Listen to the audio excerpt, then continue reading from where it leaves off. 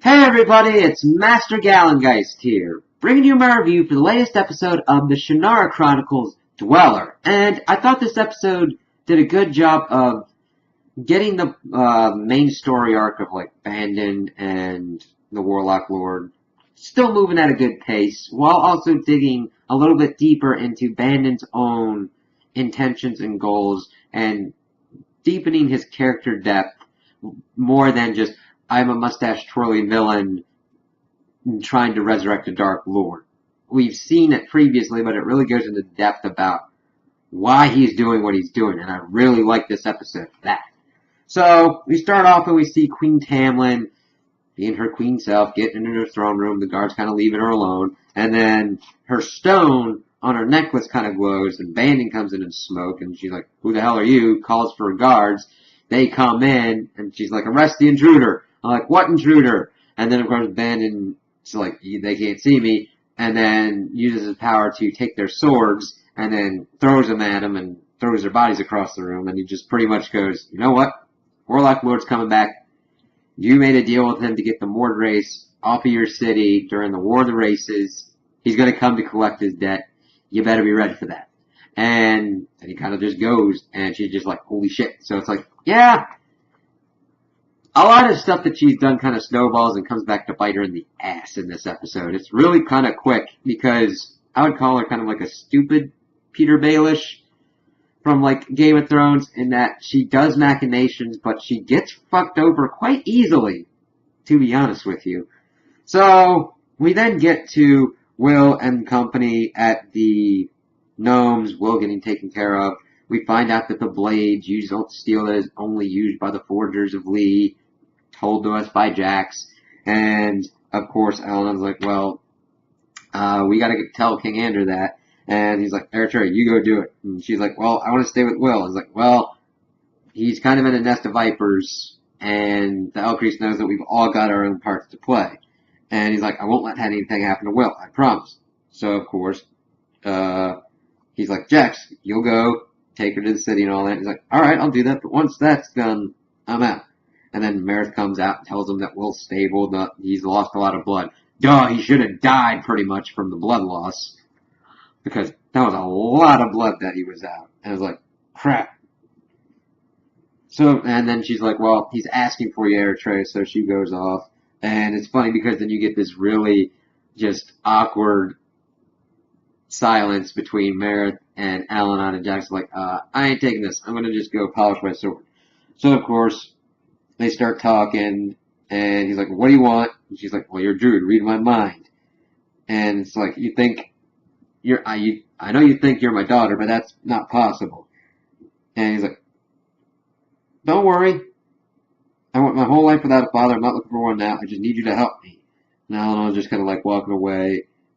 And she's like saying that her mother knew that you would reject her and that there was this mistake to look for you. And he kind of looks back at her and says, yeah, it was a mistake, and continues walking off. Eleanor looks very uncomfortable with this whole situation, so it's really kind of cool to see that side of him. So then we get to Will and Eritrea. Will's pretty much just trying to be like, I gotta go save my uncle, and he can barely kind of stand. And Eritrea's like, it's too like, I know you gotta save your uncle. And he's like, let me just come with you. And he's like, no, it's too dangerous. And she's like, why are you pushing me away? He's like, I don't want to lose.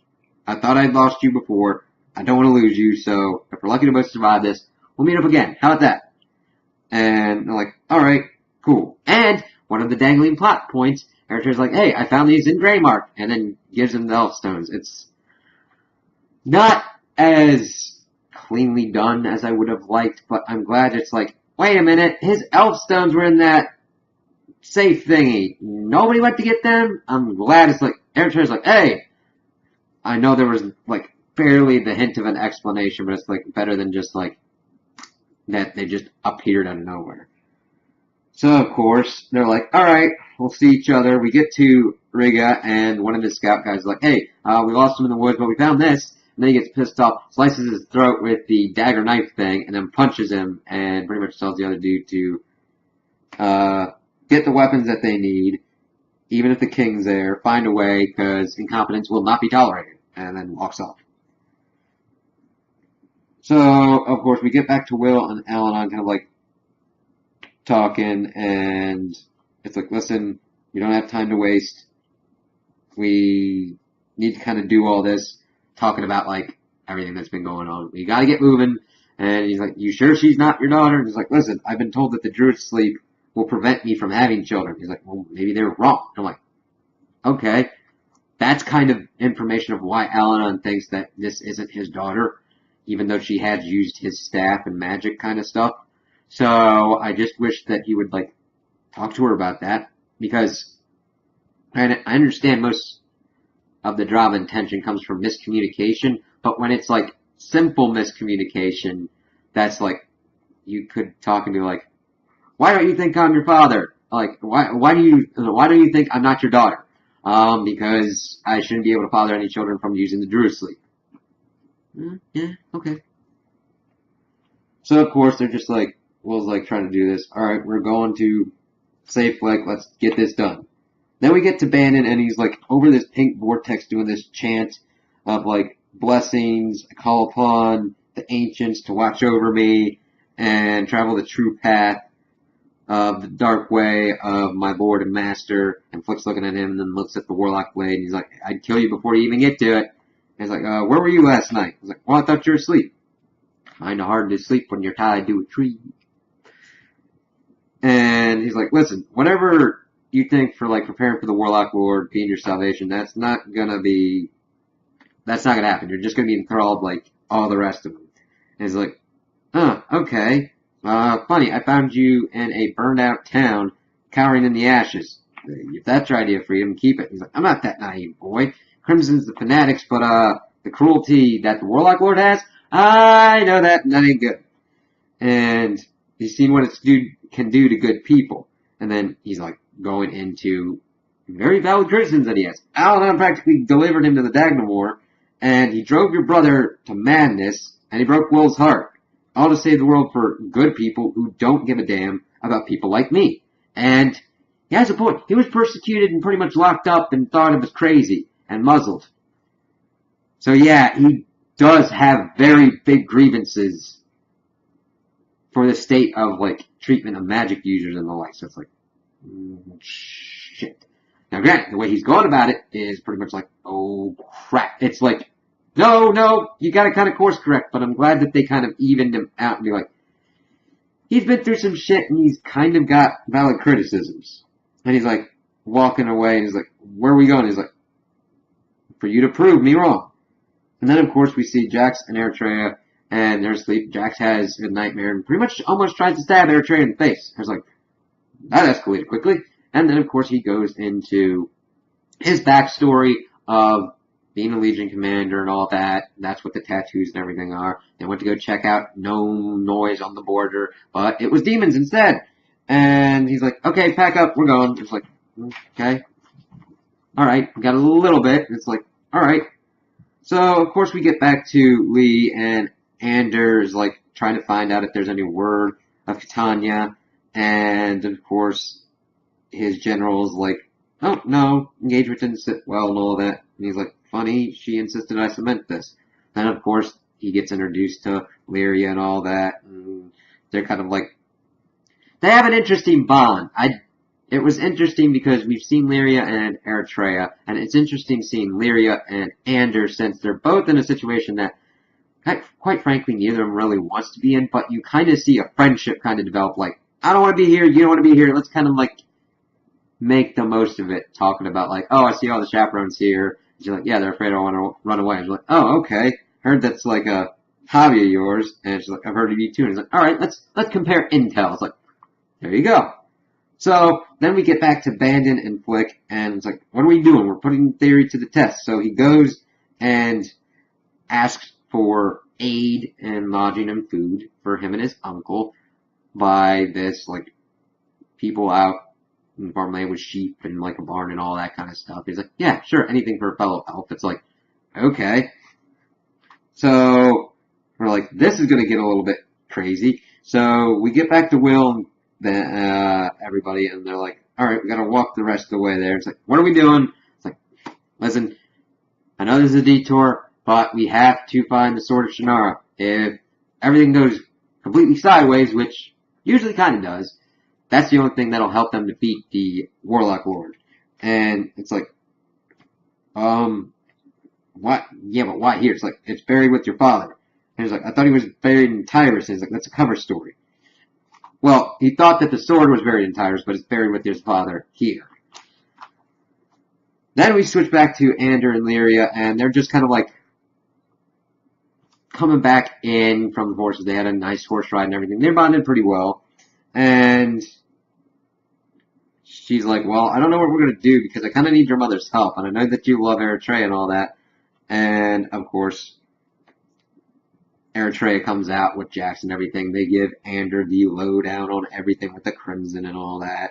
And they're like, okay, we got to get this. And, like, Elaine told me that, like, Tanya went back to Arbalon. No, she was supposed to tell you about Alanon getting captured. It's like, well, okay, we got to figure this out. So we get back to the really good stuff of, like, Bandon talking to the people, figuring out, like, how they got this house. It's like, well, after the demons and all that, nobody wanted this. Said it was cursed because there's a boy with magic and all that. They know they share their views that they think that magic users are damaged and should be put to death pretty much. And it's like, oh shit. And Bandon's still trying to, like, get, pretty much is having a debate. It's a debate between him and Flick done with these people actually as, like, a case study, which is kind of an interesting thing. Out of the whole episode and all of that, this, I think, was the best sequence that was done showing Bandon trying to do this. He's like, pretty much like, the boy was innocent. Why did he have to be Muslim and everything? He's like, why do you believe that they have to be put to death? He's like, oh, okay. And pretty much everything this dude's telling him is kind of proving Bandon right to a degree and really kind of worrying Flick because if this is like the general view of the population, now granted, they have had their fair share of being screwed over by rogue and evil magic users,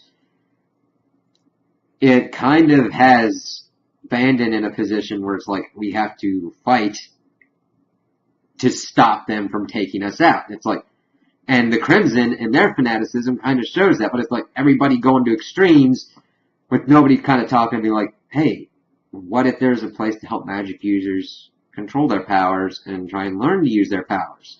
You know what I mean? Try and, like, stop people from being afraid of them and just kind of, like, talk to these magic users and learn from them because they're just people with different powers and abilities. And it's like, oh god. So we get to Will and Co. and we get a nice shot of this kind of crevasse where they, like, go down and they're like, alright, he didn't, your father, Shay, kind of didn't want people looking for him. He didn't really fit in with the normal world. He tried to adapt, give you a life with you and, like, you a life and your mother a life and all that, but it was too hard to put the past out. So he never intended you to wield this sword, since it's, like, the most powerful weapon of magic, and of course, magic has its price. So, of course, they kind of walk on, and of course, Alanon senses the presence. We see Merith hear this noise, and we see them being looked at by Bug's eyes. It's like, okay. So they keep going on. And, of course, we then get to an ambush setting, where Dane's like, here are the weapons for you, you Crimson guys. And, of course, Ander takes off his helmet. Everybody comes out of nowhere. He, like, bashes him with the helmet, and pissed off that he killed Tanya and all that. And he's like, we're getting stronger every day. You can't defeat us. It's like, we'll see about that.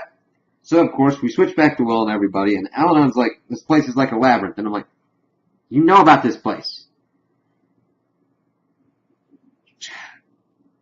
Should you have known more about it? Now, granted, he might have been put to sleep before Shay died, but it's kind of a little muddy. It's not clear timeline-wise when Alanon went to sleep and how much he knows, because he knows about the place. He knows Shay Almsford is buried here.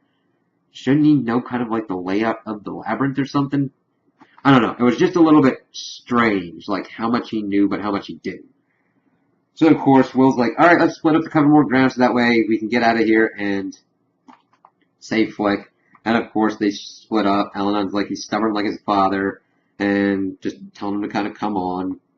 And we get back to Bandon, and he's like, well, the owners of the house now are like, sorry, we don't have any room, but we can put you up in the barn. He's like, I prefer my own room and all that, and starts going into giant detail, and of course, laying out that he was the one that was muzzled and everything. Flick's trying to tell him to not do it. He shoves Flick, and he's like, I tried to save my family, and they wouldn't listen. So then he kind of like pushes the father and mother up against the wall, and takes the muzzle, and puts it on their son, and of course they're pleading for mercy, everybody, but he's like, no, I'm afraid I can't do that, I was born damaged. And then he like pulls this, I don't know what exactly he pulls, if it's on something, the muzzle or whatnot, he pulls it until like blood starts coming out of the kid's throat until he dies, and then we get this parting shot of looking at Bandon, and it's like, holy shit, as he drops him, it's like, damn, he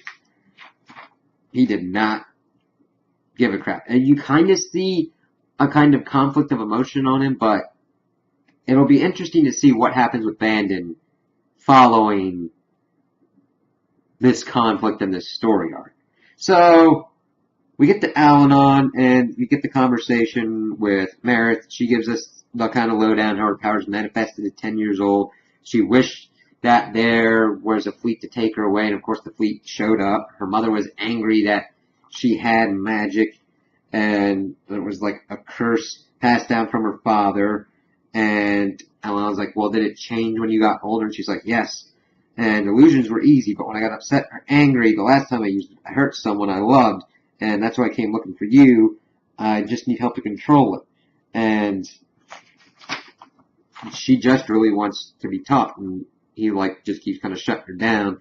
And of course, she's like, I'm not moving a step further until you agree to that. But then of course they hear a noise. It's like, she's like, what's that? And he's like, that's a dweller. And they had to run. And then of course Will gets screwed over because he's by himself.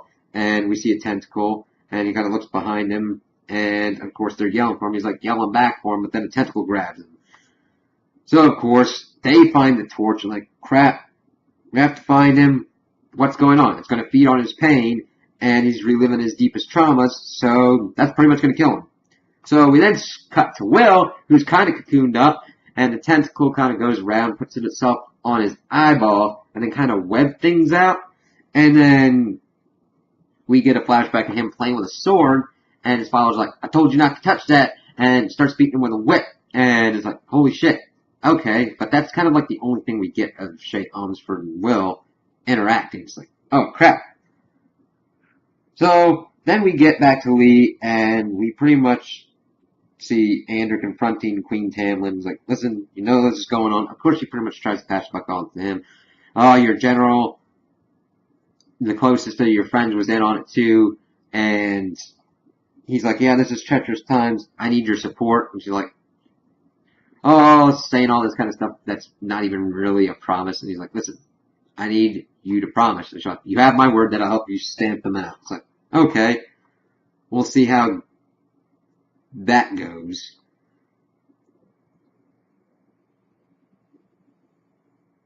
And it's just like crazy. So then we get to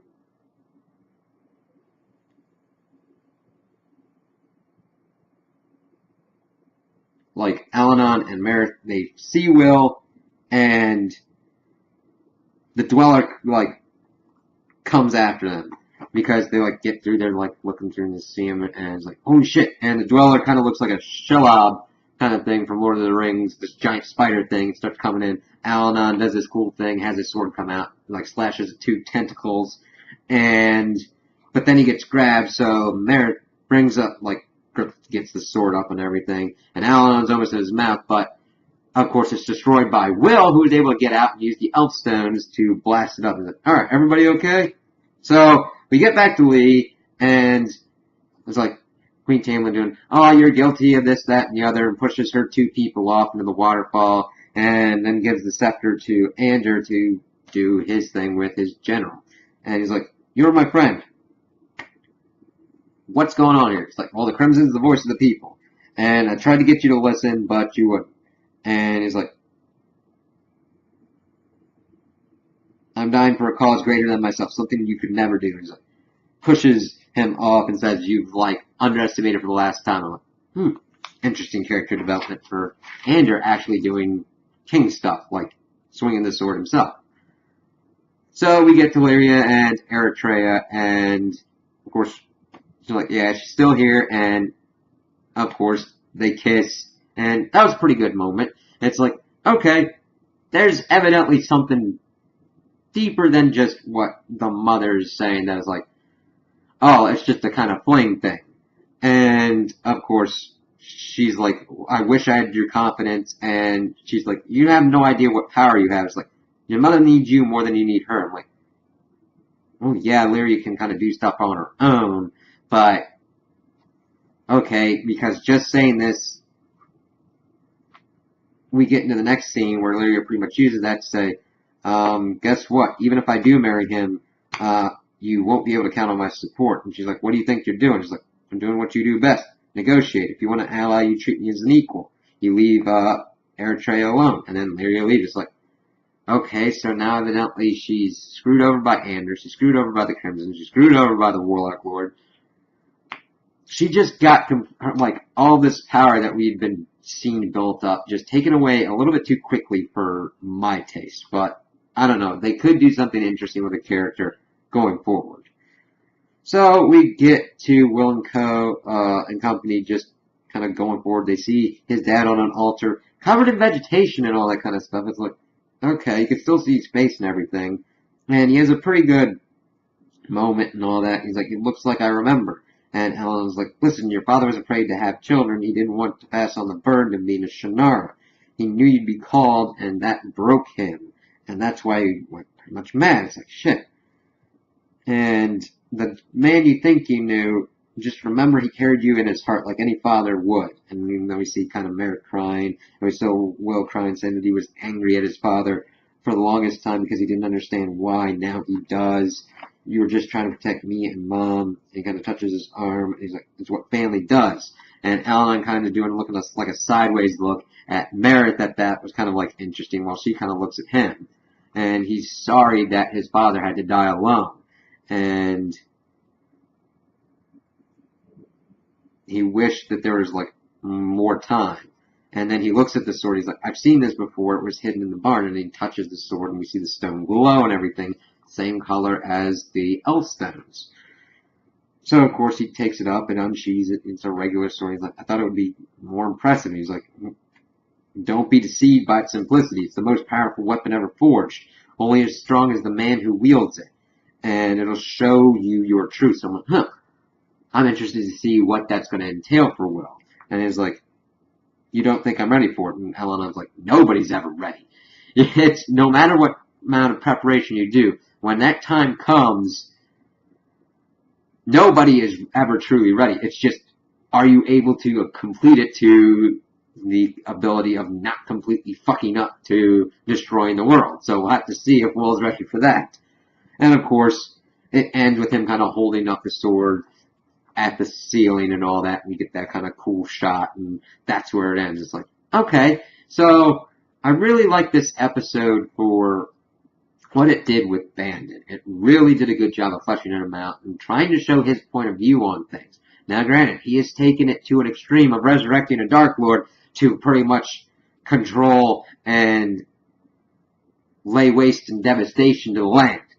But the way we've seen that we've already got the Crimson Fanatics and those people who are pretty much saying that all magic users should be put to death represents a real kind of threat to Bandon and Elenon and Will, and that there are people ready to kill them. So it's like, shit, there's got to be some kind of middle ground to come to because everybody's on edge. It's like, shit.